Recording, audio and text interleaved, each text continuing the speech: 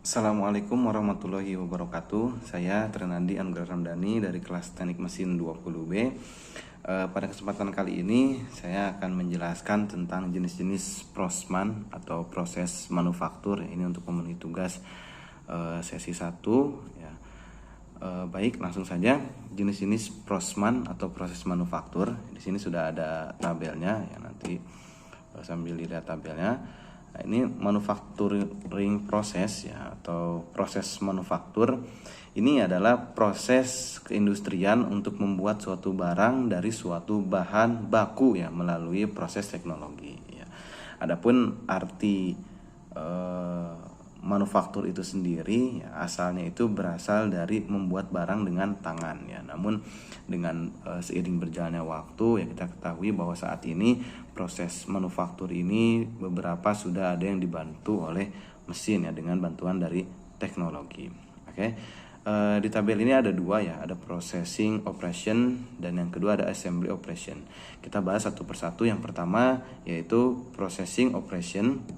Ini adalah transportasi material kerja dari suatu tahap atau tingkat ya, ke tingkat yang lebih tinggi lagi ya, atau peningkatan pencapaian produk akhir ya, produk akhir yang diinginkan. Ini peningkatan ya, dari produk awal, dari tahap yang awal ke tahap ke tingkat tertentu.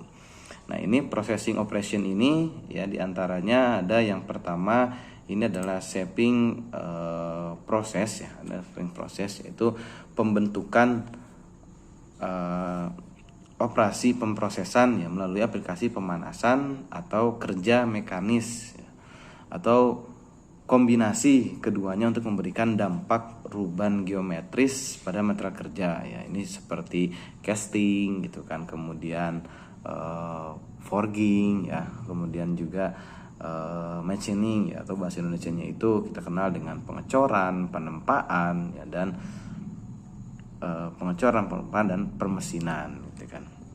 Kemudian shaping proses ini dibagi menjadi beberapa bagian, diantaranya ada solidification proses. Solidification proses ini adalah pemanasan material menjadi fluid atau semi fluid lalu dibentuk ya. Ini biasanya metal ya, plastik, casting ya, atau plastik ya.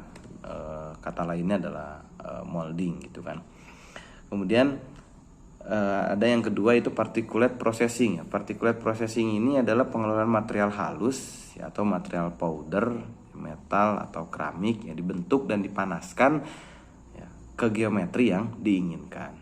Itu particulate processing. Kemudian yang selanjutnya ada deformation process. Deformation process ini pembentukan material melalui aplikasi daya atau beban berdasarkan kemampuan material ya. Ini dapat kita temui pada proses molding, proses bending ya, itu. Kemudian yang selanjutnya yang keempat itu ada material removal process atau proses penghapusan material. Nah, ini pengertiannya adalah menghilangkan kelebihan material yang tidak diinginkan ya. Biasanya itu ada dijumpai pada teknik turning, drilling, dan milling. Kemudian yang kedua itu ada properties enhancing process ya, atau proses peningkatan properti.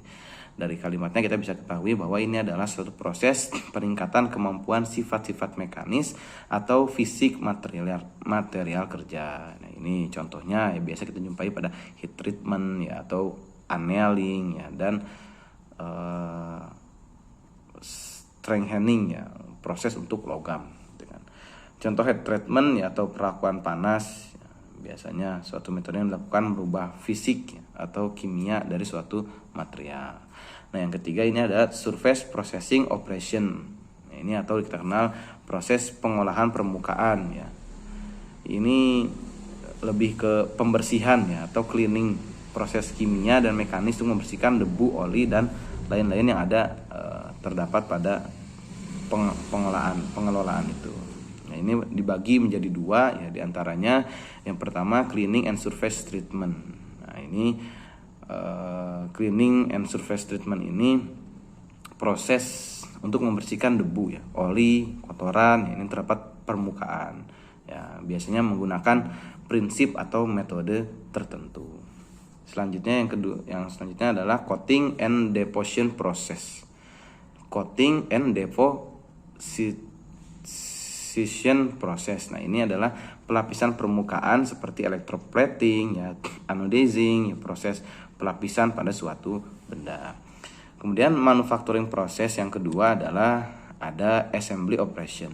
Nah, ini ya, assembly operation ini dibagi menjadi dua, ya. Ini ada permanent joining process dan mechanical fastening. Pertama kita akan bahas apa itu permanent joining process. Ini adalah proses penggabungan secara permanen, yaitu proses penyambungan logam yang bersifat permanen. Ini lebih ke memang untuk ya tidak untuk dilepas lagi, ya. Kalau dilepas lagi ya itu bisa rusak biasanya. Nah, ini dibagi lagi menjadi tiga, ya, diantaranya adalah welding. Welding ini adalah penggabungan, ya, atau proses penyambungan dua atau lebih material dengan menggunakan panas atau tekanan tertentu. Ya, ini biasanya dilakukan oleh seorang welder.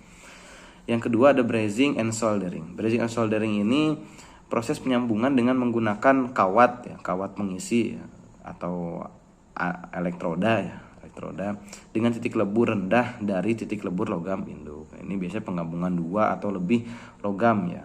Tuh. Kemudian yang selanjutnya yang ketiga adalah adhesive bonding. Ini adalah proses perekatan logam satu dengan logam lain menggunakan zat cair. Nah, kemudian selanjutnya dari assembly operation yang kedua adalah mechanical fastening, ya, suatu proses penyambungan menggunakan pengikat, ya, bisa berupa paku, ya, atau baut, ya, atau skrup, ya, atau paku ripet, ya, itu bisa digunakan. Nah, ini terbagi menjadi dua, ya, ada threaded fastener, ya, mur dan baut pengikat, ya, permukaan suatu proses penyambungan logam. Dan yang kedua adalah permanent fastening methods, rivet dan press fitting pengikat secara permanen. Nah, itu, ya, jenis-jenis proses manufaktur, ya, dari tabel yang dapat saya sampaikan, dapat saya jelaskan sedikit yang bisa saya bagikan. Semoga dapat bermanfaat. Banyak kurang lebihnya saya mohon maaf.